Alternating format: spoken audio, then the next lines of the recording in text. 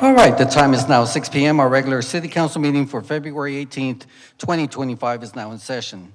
First on the agenda is Councilmember Macaluso will lead us with the opening prayer and the pledges of allegiance to the flags of the United States and the state of Texas. Please rise.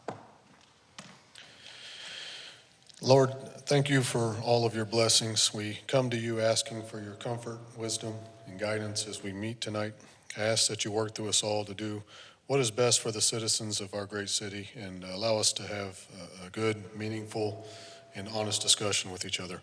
We ask these things in your name. Amen. Amen. I pledge allegiance to the flag of the United States of America and to the republic for which it stands, one nation, under God, indivisible, with liberty and justice for all.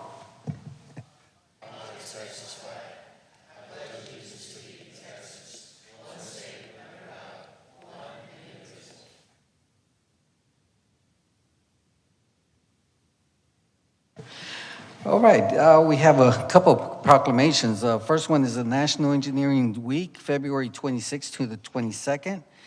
And if we can have the engineering department join us up here by the podium, and Councilmember Macaluso will be reading the proclamation.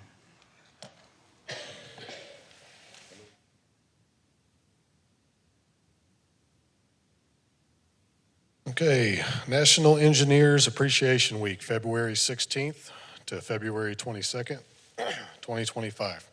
Whereas the theme for Engineers Week 2025 is Design Your Future, and whereas engineers use their scientific and technical knowledge and skills in creative and innovative ways to fulfill society's needs, and whereas engineers face the major technological challenges of our time, from rebuilding towns devastated by natural disaster, cleaning up the environment, and ensuring safe, clean, and efficient sources of energy, to designing information systems that will speed our country into the future. And whereas engineers are encouraging young math and science students to realize the practical power of their knowledge. And whereas we will look more than ever to engineers and their knowledge and skills to meet the challenges of the 21st century. Now, therefore, on behalf of Ralph Gutierrez, Mayor of the City of Schertz, Texas, do hereby recognize and hereby proclaim February 16th to February 22nd, 2025 as National Engineers Week. I encourage all residents of the City of Schertz to recognize and honor the commitment, dedication, and hard work our engineering staff provides our citizens of our great city. That's it.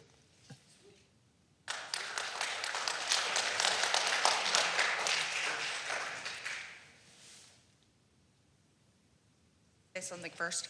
Okay, I have a couple things to say, but I won't take long. So we would have had more of our 10-member engineering department here, but engineers do a lot of things, and so we've got someone coaching youth soccer, we've got someone with some agricultural programs at the San Antonio Livestock Show, and a whole bunch of other things. So John and I are here to represent. And I also want to take a minute to thank all the other departments that help us. We're fortunate that we get to work with most other departments in the city, and we get a tremendous amount of support from all of them, and also from council and management, public works, planning, economic development, public affairs, finance, PD, fire. So appreciate everyone's support over the years, and we'll keep working hard to build Schertz right.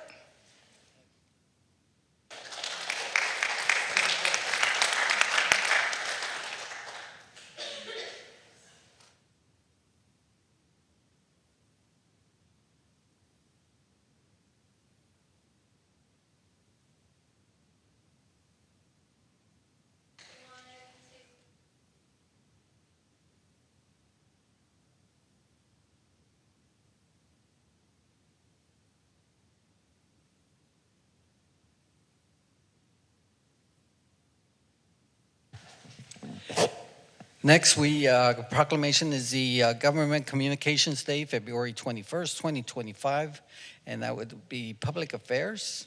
And Councilmember Westbrook will be reading the proclamation.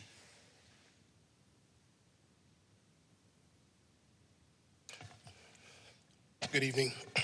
Government Communicators Day, February 21st, 2025.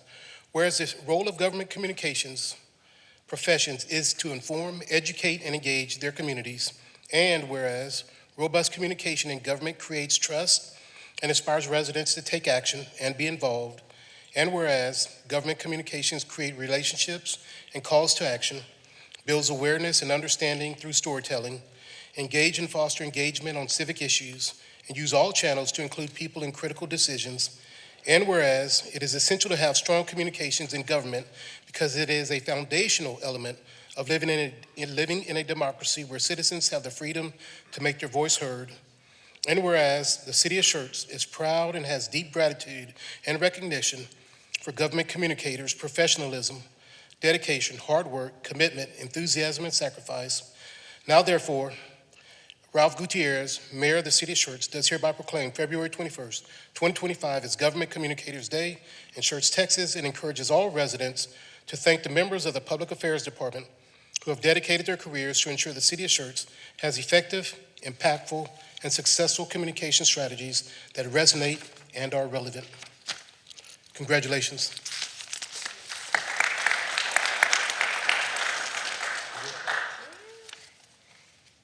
All right, well, thank you, Mayor. Thank you, City Council, for recognizing Government Communicators Day.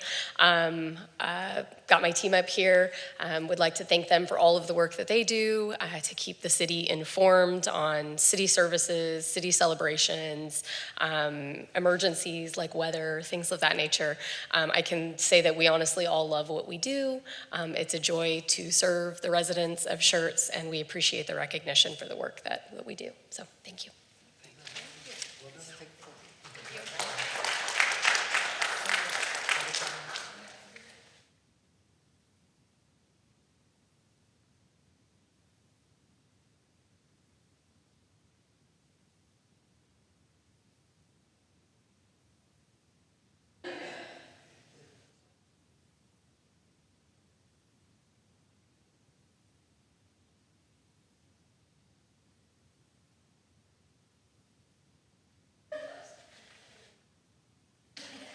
That type of stuff.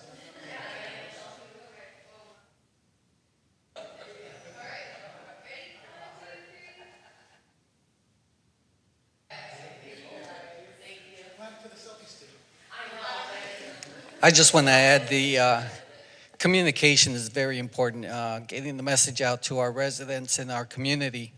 And I just want to thank the Public Affairs for the State of the Union video. Creativity was awesome. It got the message out while putting smiles on our faces too. And that's very important. Thank you all so much.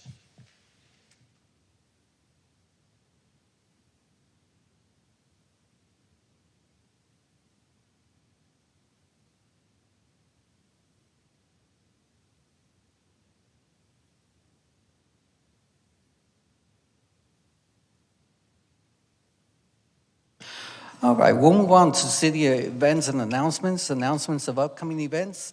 Mr. James. Thank you, Mayor. Just a reminder, this coming Saturday, tentatively at this point, February 22nd, is the Clean the Creek event. That's 8 a.m. to 11 a.m. in Cutoff Park at 909 North FM 1518. All ages welcome. Obviously, check with our website because the weather doesn't look great. Do rain, that's not the best time to clean the creek. Sunday, February 23rd, we have the Nature Scavenger Hunt. That's at 3:30 p.m. at Crescent Bend Nature Park, 12780 West Schaefer Road. Again, all ages welcome. Saturday, March 1st, we have the Kick Cancer Pep Rally and 5K for 2025, 8 a.m. to 11 a.m. at Pickerel Park, 703 Oak Street. Check-in registration begins at 7:30, the welcome warm-up at 8:30, and then the walk run begins at 9. But again, you can register for that at the city website. And our next council meeting is 2 weeks from now, March 4th, 6 p.m. here in council chambers. Thank you, Mr. James. All right, announcements and recognitions by our city manager, Mr. Williams. Thank you, Mayor. A couple of kudos. Our library got an award from the Texas Municipal Library Directors Association, and they were awarded the 2024 Achievement of Excellence in Libraries Award. What does that mean? Out of the 542 public library systems in Texas, we were one of only 102 that earned this distinction. and places our library in the top 19% of all public libraries in the state of Texas. So great job to the library. And then also our own HR director earned 3 certifications. Public Sector Human Resources Association Jessica earned her Senior Certified Professional designation. In the Society for Human Resources Management, Senior Certified Professional also is the similar designation. In her HR Certification Institute, she earned a Senior Professional in Human Resources. So kudos to Jessica for those 3 designations and stepping up. And lastly, the mayor kind of mentioned this, but great job for Public Affairs for the State of the City video. And I encourage anybody who would like to watch that. It is on our YouTube channel, and you can just go into the search bar and type in Schertz State of the City 2025 and give it a watch. It's a lot of fun. Thank you, Mayor. All right, thank you, Mr. Williams. All right, announcements and recognitions by the mayor. I have none at this time, so we'll move on. Next on the agenda is the hearing of residents. This time is set aside for any person who wishes to address the city council. Each person is limited to 3 minutes, and we ask before addressing the council, for the record, please state your name and address. Mayor Pro Tem, please call our first speaker. First speaker is Mr. Dana Eldridge.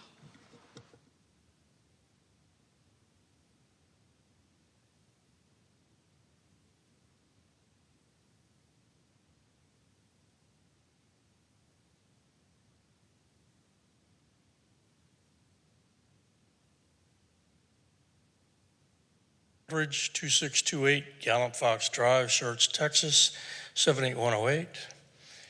Nice to see you back, Mr. Santee. I'm here in regards to the temporary signs. I spoke last week, or 2 weeks ago, and I was checking the agenda and I saw that it was on there again. I think this is not a good idea. A little more. I talked to several people, different communities, within the different philosophies within the city. One of my main questions is, how are we going to provide for making sure that somebody's not overstepping their bounds with temporary signs? Our city offices here on Schertz Parkway leading from 35 on down here. We have an area right next to us that has, I counted 19, somebody told me 17, so give or take 6 signs. You got possibility of 51 signs at one time, or a possibility of 17 signs for 120 days, or if somebody decides they get together, you're going to have 6 or 7 signs all year round, right in this one leading up to the city offices. Kind of tacky looking. If we're trying to be representation of this side of town, trying to be good neighbors, doing things right, putting something like this forward, I don't think is a good idea for our city. Chances of vandalism to the signs, chances of distraction causing accidents. We start looking at that. We look at the time that's been expended by staff in trying to get this all set up.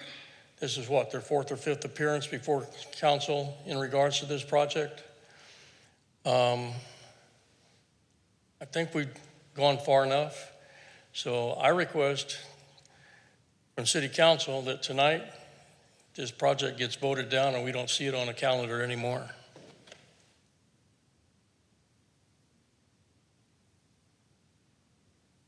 The next speaker is Ms. Michelle Terleski.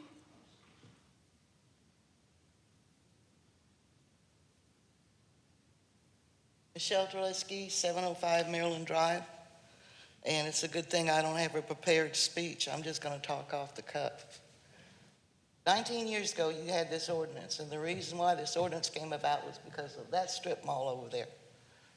Now, y'all weren't here, and some of you weren't even born. And the reason being was because people were putting up all kinds of different signs. Now, you want to make my area look like car lots with your flags. Now, I understand small business, and I'm for small businesses, totally. And I don't know what the description is because I work for the federal government with contracts, so I understand what a small business is and what they have to do and not do. But let me tell you, whether you're a small business or a big business, if you've got a good product or good service at a reasonable rate that somebody wants to pay, you're going to survive. If you're going to put up an establishment where there's already 5 same establishments in the area, chances are you better have a good product. What are you going to do whenever somebody leases a civic center over here, especially the reptile people? Are they going to be able to put up a flag and say, buy 2 snakes, get a lizard free? Because they're a business. I went up to HEB Saturday, and I went out that way, and right in the median was 2 signs across from Ashley in the city's median. Real estate. Nice little sign with her picture on it, arrow pointing, open house. Is that what we're going to be faced with? That's what we had, and that's why this ordinance was gone over and over and over again at that time. Main Street. Oh, let me back up. Name me a business that doesn't have a sign already up or their name on the building. And if I want to go and have pizza, I'm going to look it up and say, where's the pizza places here in town? I'm not going to run up and down the streets looking for a sign going, pizza, pizza, 2 for $1. Okay? I can't believe that y'all probably went up there and saw those flags up there at that new furniture place and say, oh, this is a good idea. What we need is colorful flags sitting out in front of the public in Schertz. It's bad enough that we have lights and loud music till 2 o'clock in the morning on Main Street, blaring. You come up over from 78, and I thought one night I stopped for sure at the stop sign and waited another 5 minutes because I was expecting a little car to come around the corner with 15 people in it with little collars and red noses. That music is so loud, the lights are so blaring. If they had played different music, which is country western, they'd be called a honky tonk in West Texas. Thank you. I'm against this. That's all, Mayor. All right, we'll move on. Next is the consent agenda items are considered self-explanatory and information packets were provided to council and available for public viewing. These items require no separate discussion unless requested by council. Item number 1, minutes. Item number 2, resolution number 25R003. Item number 3, resolution number 25R022. Item number 4, resolution number 25R023. Item number 5, resolution number 25R008. Item number 6, resolution number 25R004. And item number 7, resolution number 25R029. Council, do any of these need to be removed for separate action? See no comment. Is there a motion to approve consent agenda items 1 through 7? So, Second. Motion to approve. second, Okay, who made the motion? Councilmember Brown. Councilmember Brown made the motion, second by Councilmember Mayor Pro Tem Hayward. Council, any other comments? Please cast your vote. We can publish the vote, please. We have 6 ayes, no objections. Motion passes. All right. We'll move on. We have discussion items. Resolution number 25R027, authorizing the Schertz Seguin Local Government Corporation to issue debt for capital projects. Mr. Walters, the floor is yours. Good evening, Mayor and Council. My name is James Walters. I'm the Finance Director here at the City of Schertz. Tonight, I get to introduce 2 individuals from SAMCO, who's the financial advisors of the city, and the Schertz Seguin Local Government Corporation, who are assisting us and the corporation in issuing these bonds for infrastructure projects. Here we have the McLeanies. Hello, Mayor, City Council. My name is Mark McClellaney, Samco Capital Markets. Jack McClellaney, Samco Capital Markets is with me. We've already briefed you more than once, so I'll try to be quick. Today is a formal action authorizing Schertz Seguin Local Government Corporation to move forward with their borrowing, which is planned for March 5th.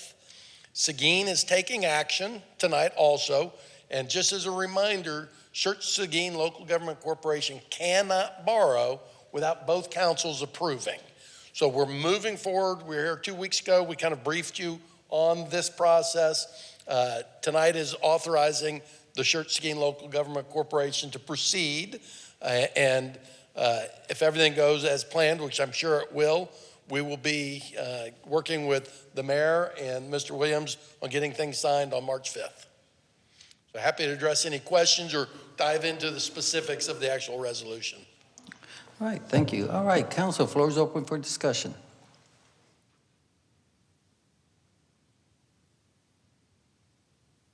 Any comments? Doesn't seem to be any. Is there a motion to approve resolution number 25R027? So moved. Second.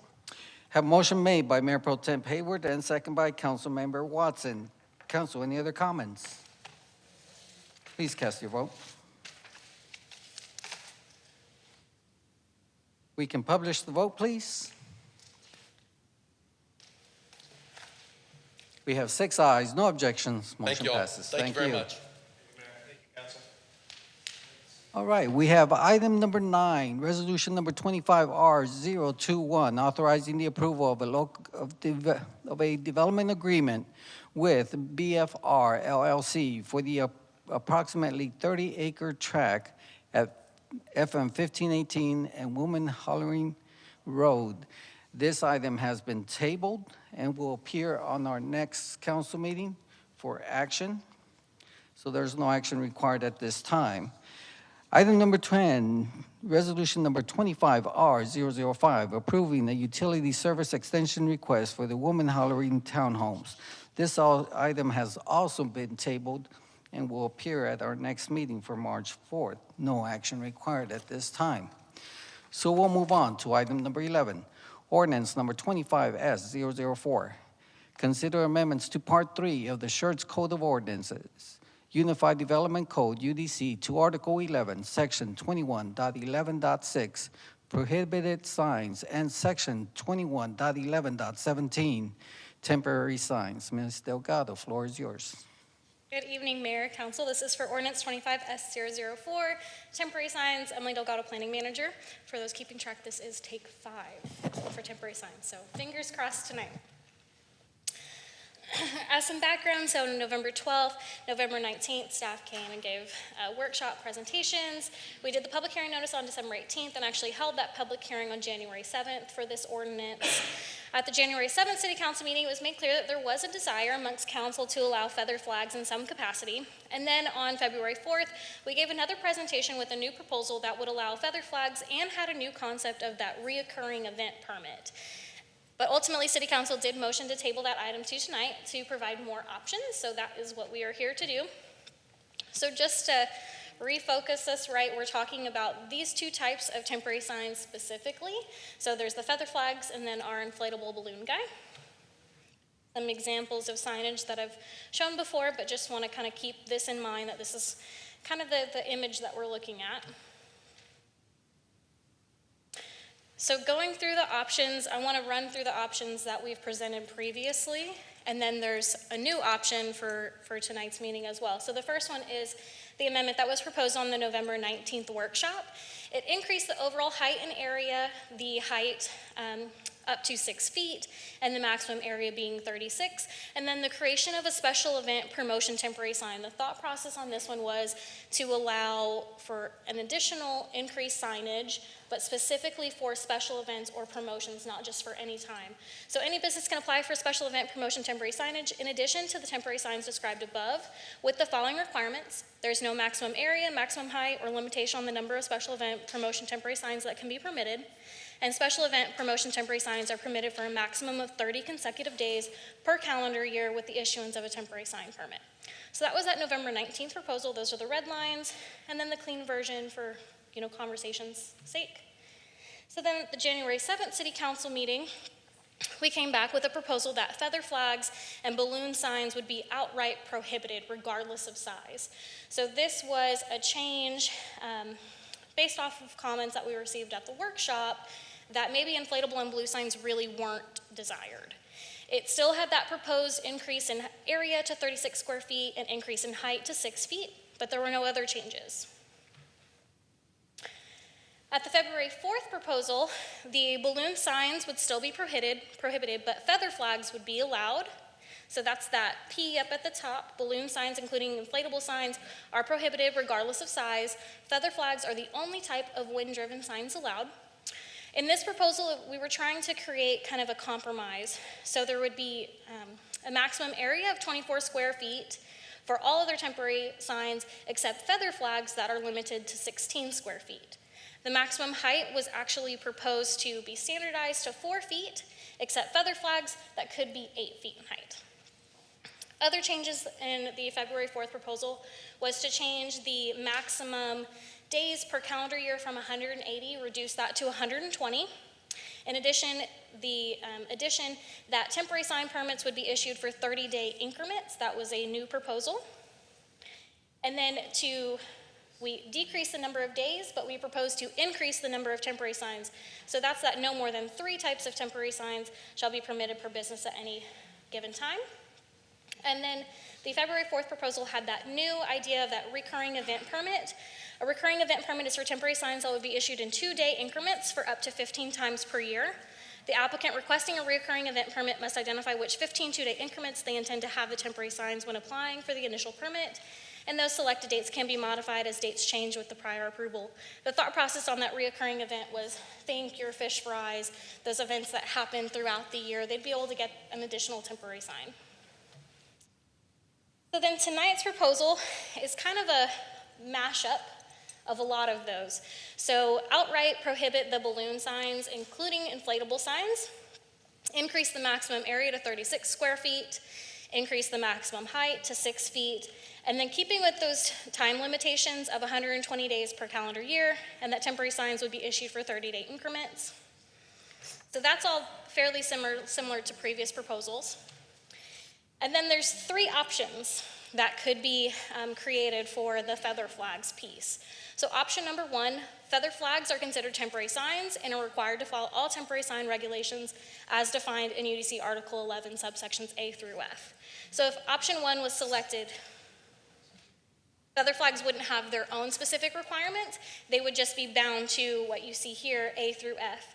So they couldn't have additional temporary signs. If they had 2 feather flags, those would be their 2 temporary signs. Option number 2 is a little more lenient. So it'd be feather flags are considered temporary signs, but do not require a permit to be obtained. Feather flags are permitted for a maximum of 120 consecutive calendar days per year. Maximum number of feather flags is 2 per business. Any feather flag sign in disrepair, poor condition, such as fraying, fading, or rips and tears shall be either replaced or removed or is subject to violation. So this would be in addition to the temporary signs that they could have using subsections A through F. And then option number 3, so wind-driven signs, including feather flags, are considered temporary signs and require a temporary sign permit. Feather flags are permitted for a maximum of 30 consecutive days at a time. Once the 30 calendar days have been met, the property owner is responsible for removal of the feather flag. No additional temporary sign permits for feather flags shall be issued for the same business for a period of 30 days after the expiration of the previous permit. So basically they can have feather flags for 30 days and then have to take them out of their property for 30 days before they can reapply. Feather flags are permitted for a maximum of 120 calendar days per year. Maximum number of feather flags is 2 per business. And then again, any feather flag sign in disrepair, poor condition, must be removed or subject to violation. So very similar to the presentation on the 4th, again, we're working on that full UDC Article 11 rewrite. So we're not asking for formal action on this ordinance. We would prefer that we just get direction from council, and then we would incorporate that into the full UDC Article 11 rewrite.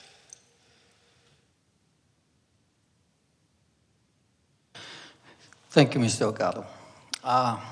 Before I open it up to council, our city values the success of local businesses and recognize their importance in driving our economic growth and enriching our city.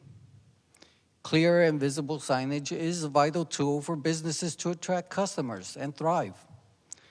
At the same time, preserving the city's clean and cohesive aesthetics is essential to maintaining property values and the overall quality of life for residents and visitors alike. A well-structured sign ordinance provides balance by allowing businesses to effectively promote themselves while setting reasonable guidelines to prevent visual clutter and maintaining the city's character. This approach ensures businesses can stand out without compromising the beauty and the appeal of the shared public spaces.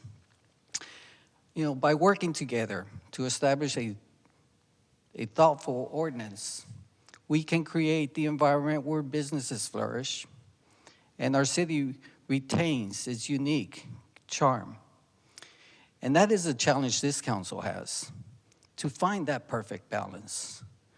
And with that, we'll open up to council and see exactly what other input they would like to see or the direction that you are seeking, Ms. Delgado, so that we can move forward with this ordinance. With that, council, floor is open for discussion. Councilmember Brown. First of all, thank you for putting up with our changes every couple of weeks. I'm good with the signage as far as the size and location and everything else at this point. I do think that the number of total days is probably a little bit too much. I don't think there's any reason to have 120 or 140 days in a calendar year for any small business.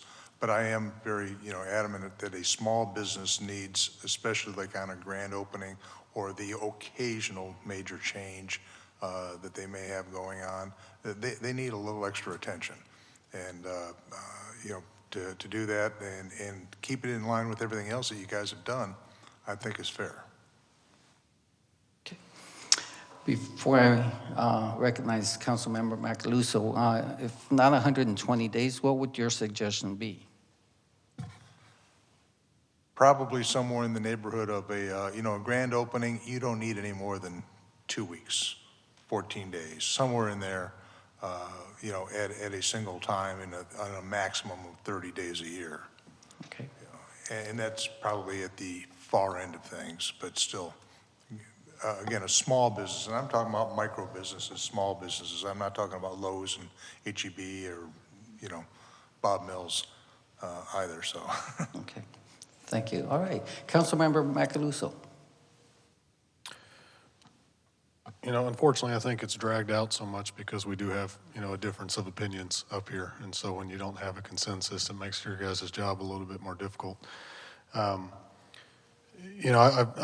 given it a lot of consideration, and I understand the small business need to have some signage, but, not allowing feather flags and balloons doesn't keep them from still having a temporary sign.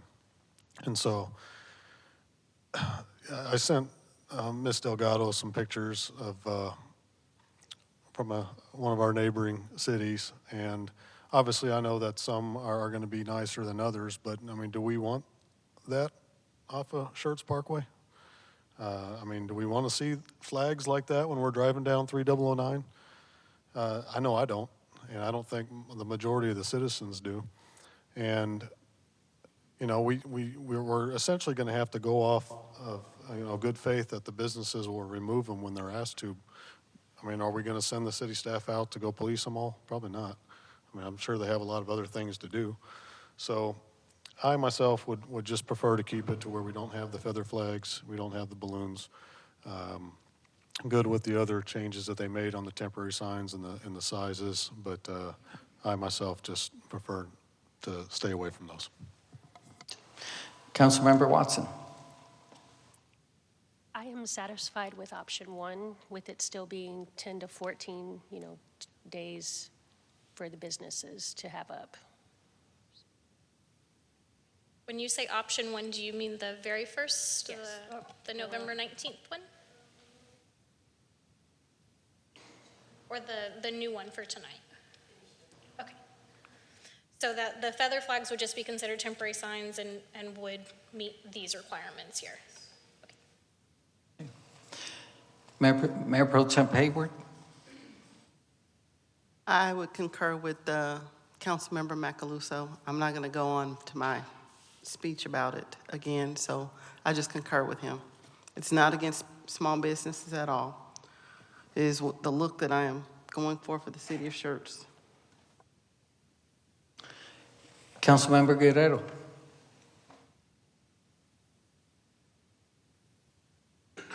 I am also, I am for small businesses, and they do need to flourish in some sort of way.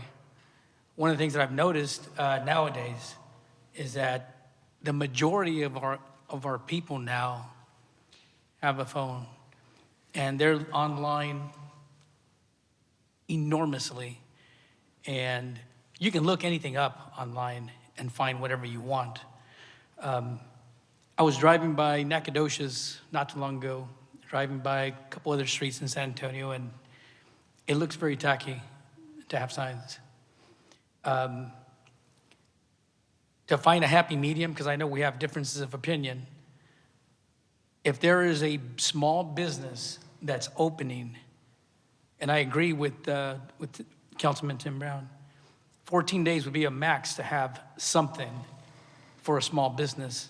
But if it's not going to be that, all this other options, I'm not for it. Councilmember Brown? And yeah, thanks for bringing those photos, because that is a great example of what we don't want. Those are not temporary signs.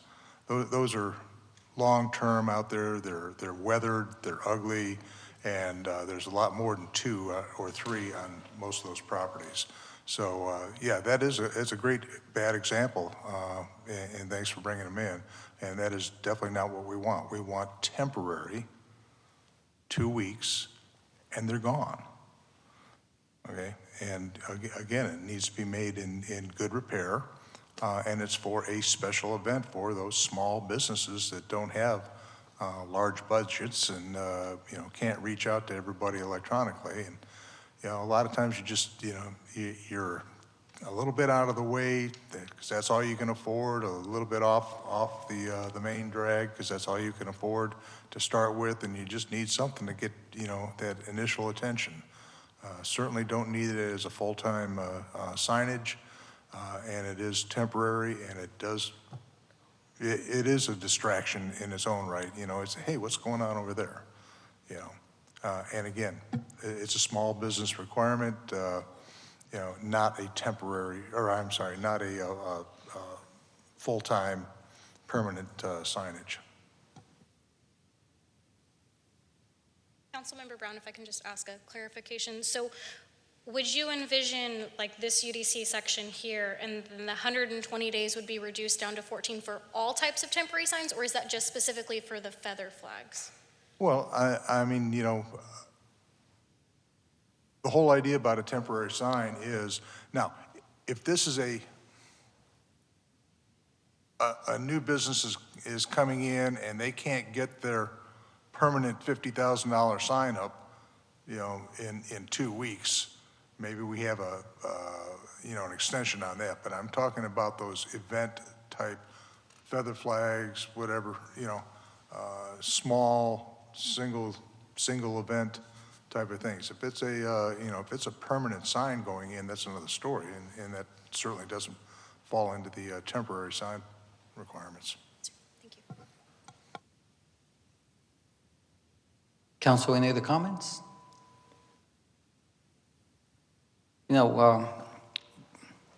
Businesses are taking the risk in our city.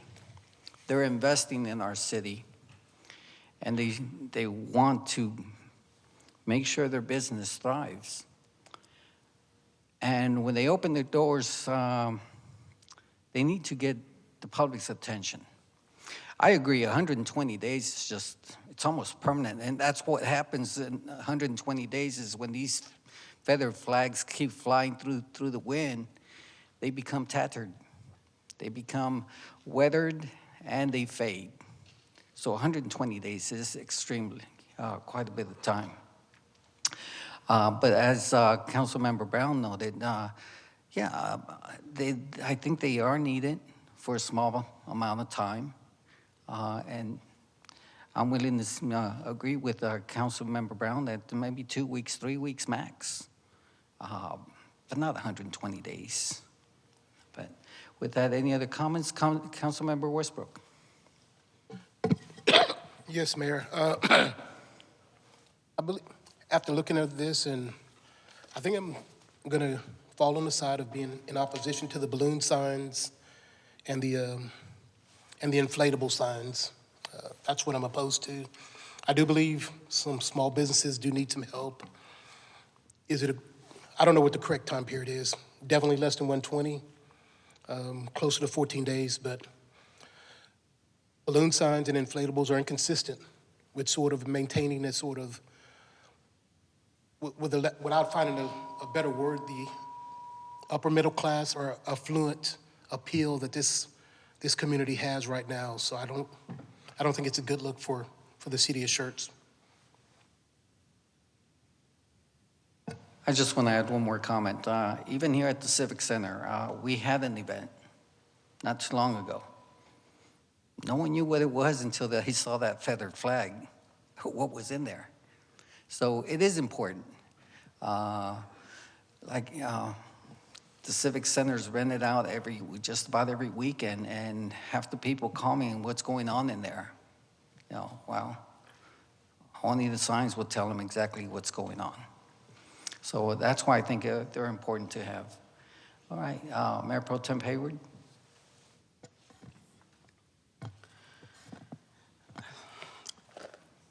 I still don't concur with that. I think when you're a small business, you have other tools and avenues to do. There's a business, and I'll kind of rehash this, that I go to in San Antonio. I didn't know the business exists until I was on Facebook. And they pushed out this ad, and now I go to this place to relax. You float in a pod and have music. It's for an hour. I didn't know that something like that existed.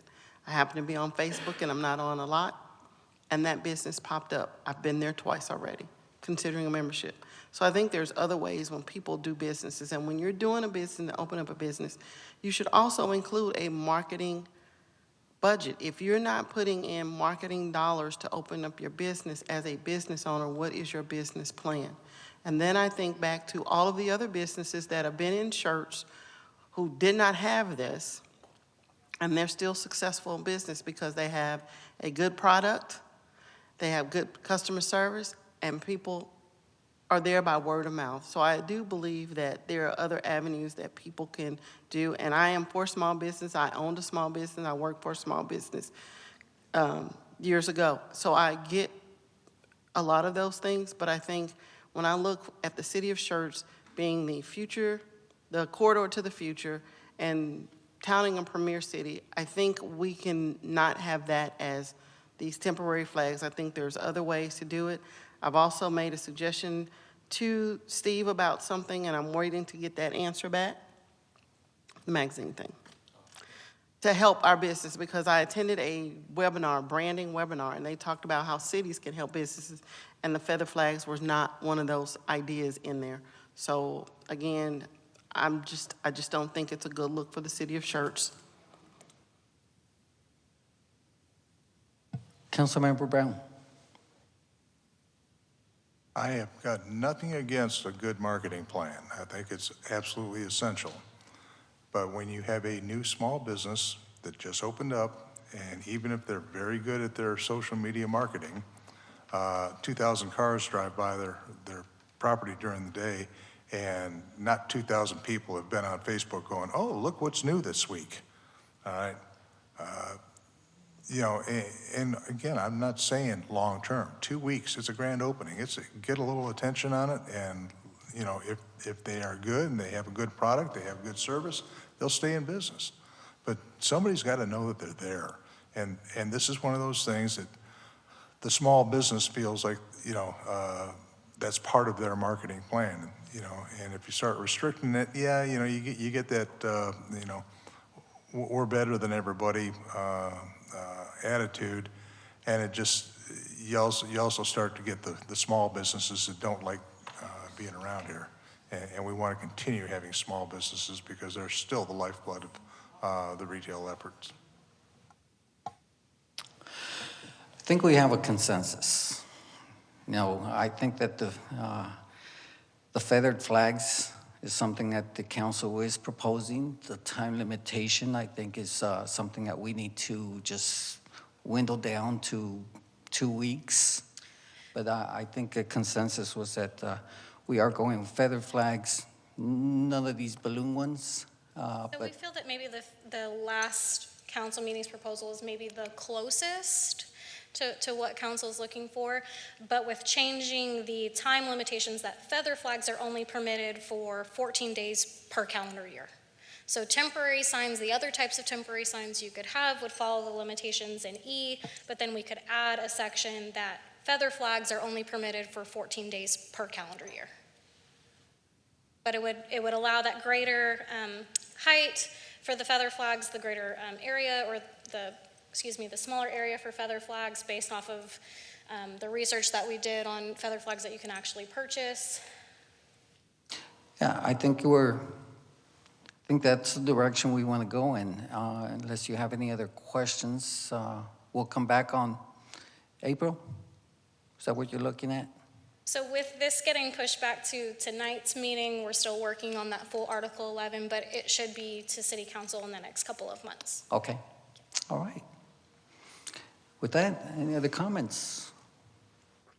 We're not going to take any action. We'll just postpone it until later date.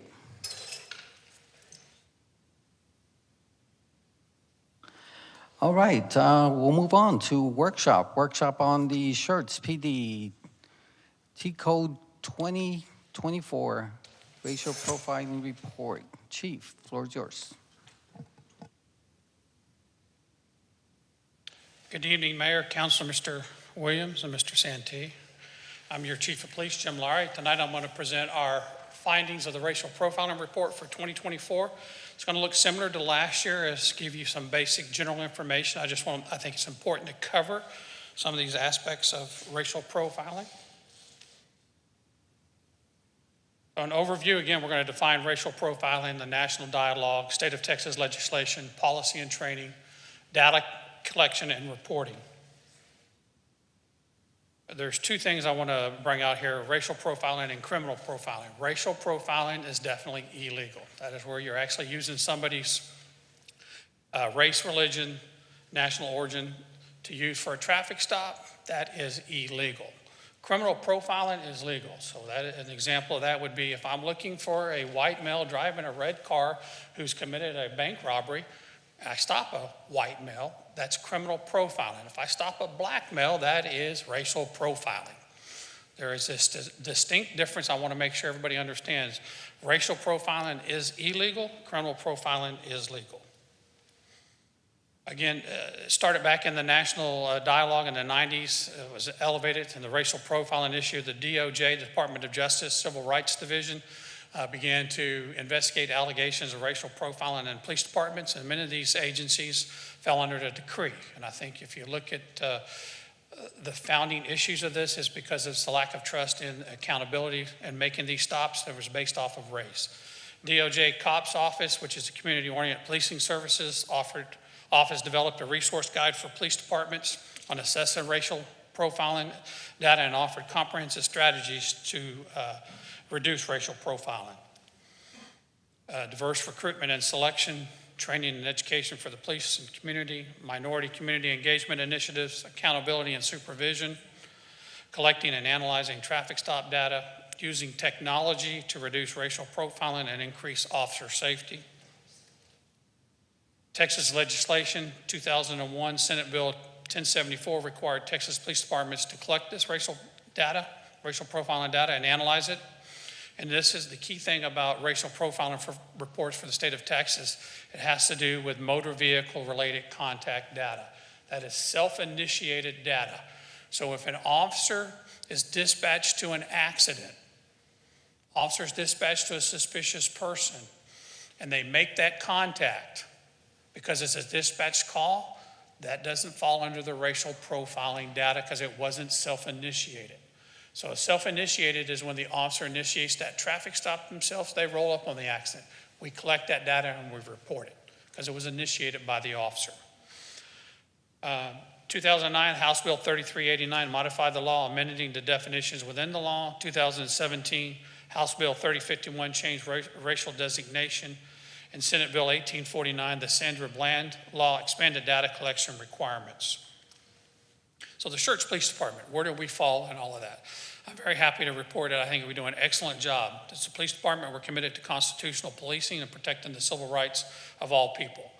Police officers are prohibited from engaging in racial profiling in any police contact, seizure, or forfeiture. Although state law requires us to collect data for racial profiling, we've begun collecting data on subject stops. We will be collecting data on seizures to ensure that there's no racial equity or it's based upon a racial discrimination aspect of it. Police officers attend mandated Texas Commission on Law Enforcement TCOL training that includes racial profiling and cultural diversity. Officers are required to enter disposition codes for all traffic stops. We collect this data on all traffic stops, but we only report for the self-initiated for the context of racial profiling for the state of Texas, although we maintain that data for all contacts. Shift supervisors are required to conduct monthly audit reviews of officers' digital video recorder and body-worn cameras. If you remember, y'all approved and we just upgraded our system from our DVRs and our body-worn cameras last year. It's been a great tool, not only for the racial profiling aspect, but for officer safety and citizens' complaints. We do mandatory audits. Every supervisor has to do a minimum of 5 audits every month, checking for that, for all policy adherence, not just for racial profiling, but if they discover something, then they initiate a complaint and we address the issue at that time. Number of complaints for racial profiling for our calendar year 2024 is 0. It's the same thing that we had for the previous year. We did not have any racial profiling complaints for our traffic stops for the year. Again, I've given you a lot of numbers here, but this is a quick breakdown of what we use by the race and racial profiling for our races. We have the Alaska Native American Indian, Asian Pacific Islander, Black, White, Hispanic. Those are all our traffic stops and the percentages of our total there. And then on the next column, it's our citation and how many did we issue within that race compared to within their race itself. So it's not of the total.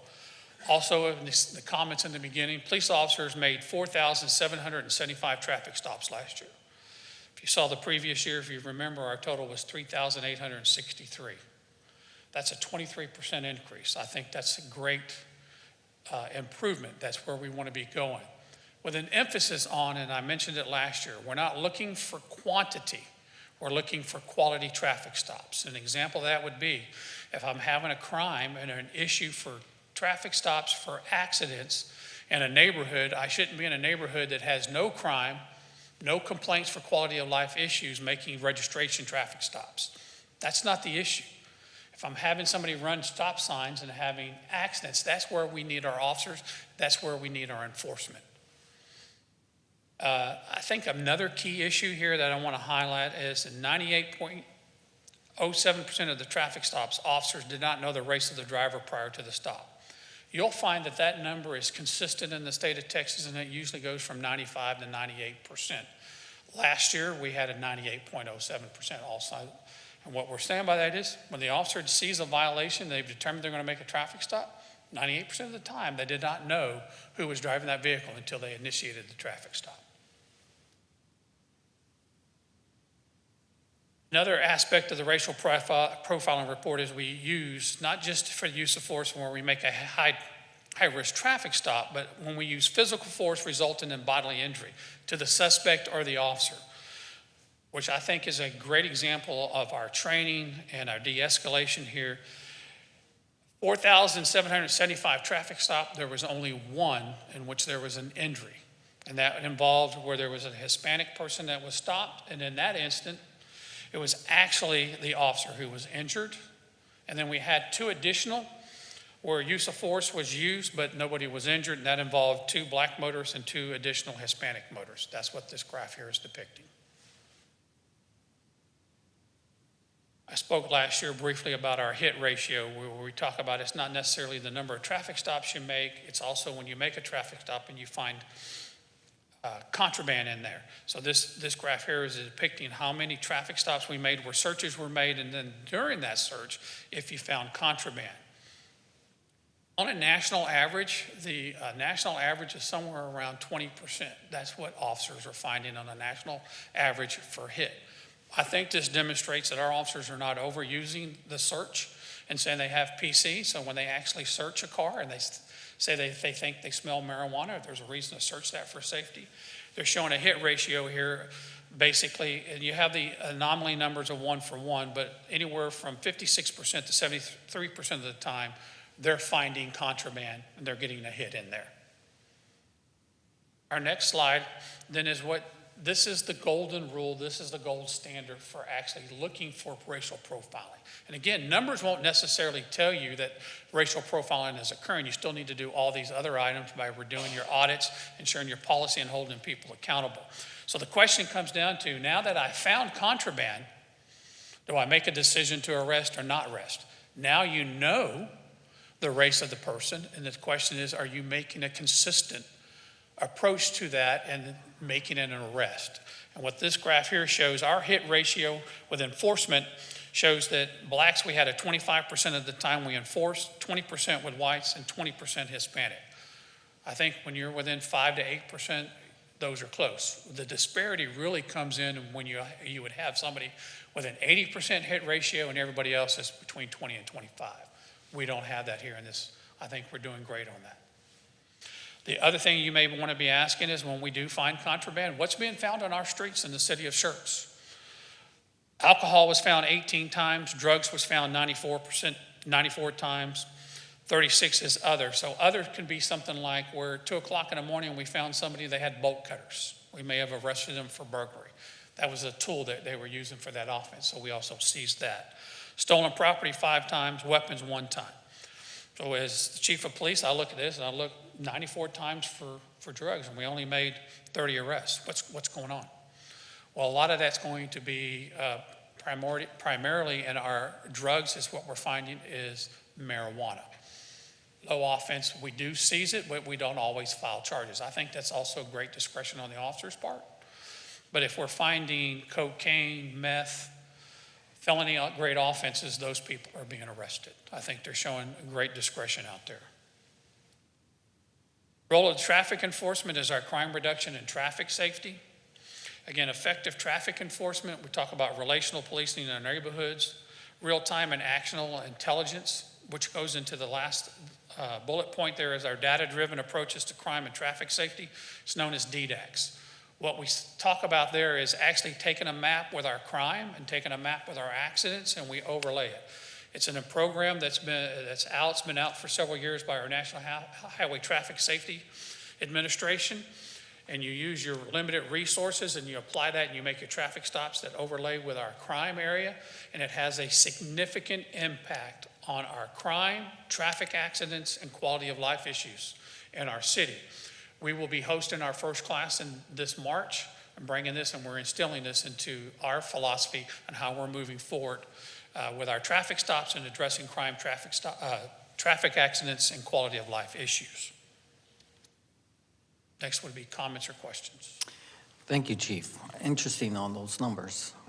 Council, floor is open for discussion. Councilmember Westbrook. The black, white, Hispanic, is that based upon what's indicated on their driver's license or just by visual? What happens if you have a biracial individual is basically what I'm getting around to. So that's a very good question, sir. So we are not allowed to ask somebody what their race is. An officer has to make the best guess that they can. So if I stop somebody who is dark skin, black hair, and only speaks Spanish, at that time, I think the average officer would tell you that's an Hispanic person. So driver's license don't necessarily say everything. If I had my way, I would like to see legislation that says that every person who gets a driver's license or an ID card self-identifies themselves by their race, and we take it out of the equation. But officers have to make their best guess, and that is part of the auditing process when we look for it, because we want to make sure we're classifying as best we can. So if I stop somebody, as I just described, dark skin, black hair, and they speak Spanish, just because you're blonde hair and blue eye doesn't mean you're Hispanic, because there are just as many blonde hair and blue eyes who are Hispanic. I have to look at the totality of it. If I stop a redheaded female who is white, but her last name is Rodriguez, is she white or Hispanic? Did she marry that, or is she actually a biracial person for her parents? We have to make our best guess, but we don't use the driver's license per se because they don't have all of the defined races that we collect data from. Okay. No, thank you very much. I do appreciate it.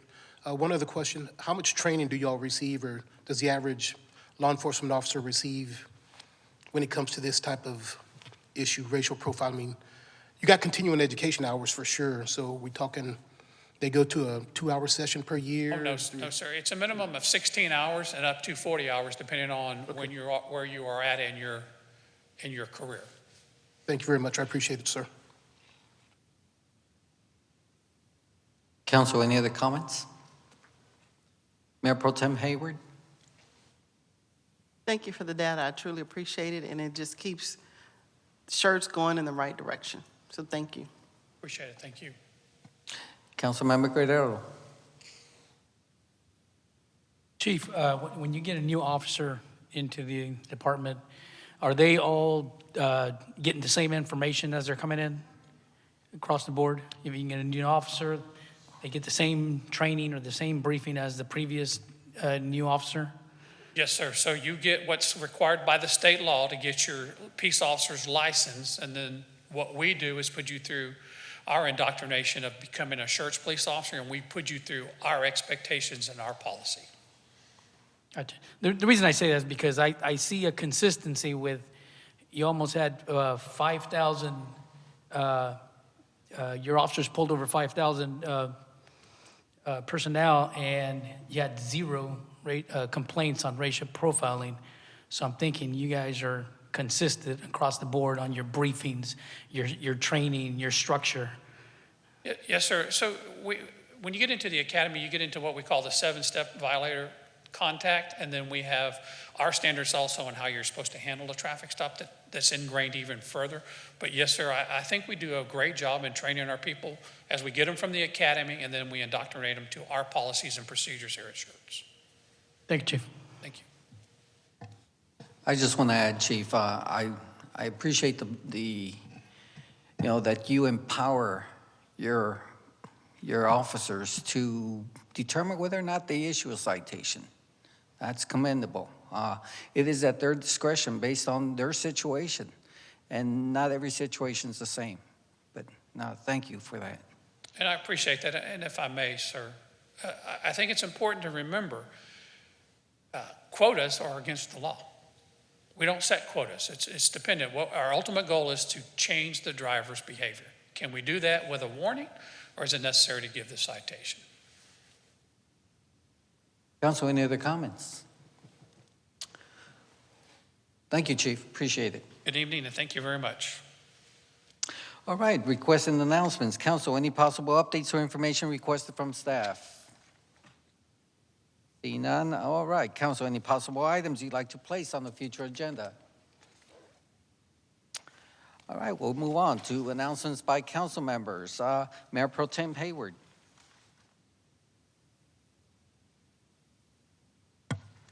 Sorry, Mayor.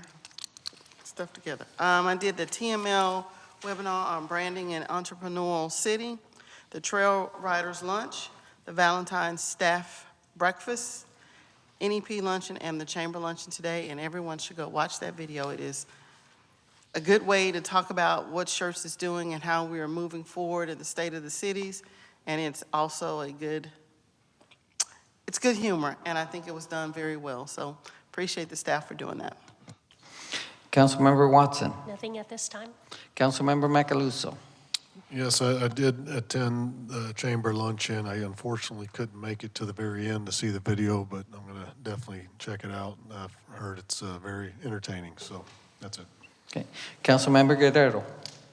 Nothing at this time, Mayor. Councilmember Westbrook. Nothing at this time, Mayor. Councilmember Brown. Again, it was a great lunch and good to see the reaction on State of the City. All right, the time is 7:05. We stand adjourned.